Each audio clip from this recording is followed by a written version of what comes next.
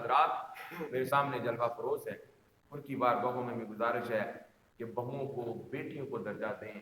आज कोई बेटा अपनी बीवी के साथ कोई प्यार वाला मामला करता है या उसके लिए खुशी का सामान पैदा करता है तो सास और ससुर सबकी बात नहीं कर रहा, कई नफ्सियाती मरीज लोग होते हैं, उनको ये बात हजम नहीं होती, वो तरह तरह के इल्जामात लगाते हैं कि जोरू का गुलाम हो गया, बुढ़ी थले लग गया, ऐसा वैसा। वैसी कोई बात नहीं है कि अल्लाह और अल्लाह के रसूल के हबीब का फरमान है औरत के साथ उसने सलूक करें।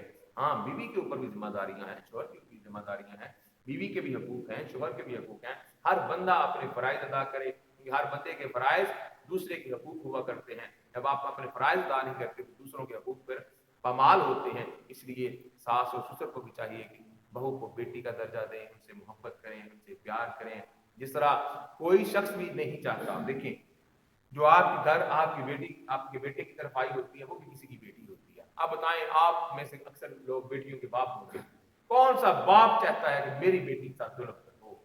कौन सा बाप चाहता है कि मेरी बेटी का शोहर जो है वो मेरी बेटी को गालियां दे? कौन सा बाप चाहता है कि मेरी बेटी के जो ससुराल वाले हैं उस पर जुल्म सितम करें? कौन सा बाप चाहता है कि मेरी बेटी को नाजायज तंग किया जाए? कौन सा बाप चाहता है कि मेरी बेटी पर जुल्म सितम किया जाए और उसका घर का माहौल एक कैद खाने वाला हो, उसको आजादाना सांस लेने की भी इजाजत ना हो? कौन सा बाप चाहता है कि उसका शोहर उसकी बेटी के साथ अच्छा रवैया अख्तियार ना करे? कोई भी नहीं चाहता।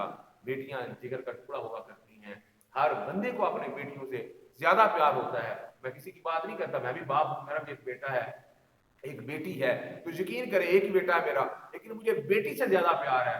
उसको मैंने आज तक नहीं डांटा, बेटे को मैंने थप्पड़ भी लगा लिया, मैं बहुत कुछ कर लिया, लेकिन बेटी के मामले में जो कुछ मर्जी हो जाए मेरे मुंह से कभी कोई सख्त कलमा नहीं निकला। इतनी मोहब्बत होती है, कभी मिले आए वो तो सीने पर लटा कर जो सुकून मिलता है, लेकिन सारी कायनात की जो जायदादें और दौलतें हैं वो एक तरफ है, और बेटी के साथ जो मिलकर जो प्यार करके बंदे को सुकून मिलता है, दिली इत्मीनान मिलता है, वो एक तरफ है।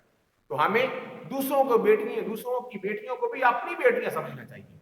आज हर बंदा चाहता है मेरी बेटी अपने घर में सुखी हो, मेरी बेटी अपने घर में राज करे, मेरी बेटी का खामद मेरी बेटी की मर्जी और मंशा के मुताबिक रहे। लेकिन किसी की जब बेटी घर आती है तो उसको हम गुलाम बनाने की कोशिश करते हैं, कहते हैं नहीं अब ये सांस भी हमारी मर्जी से ले।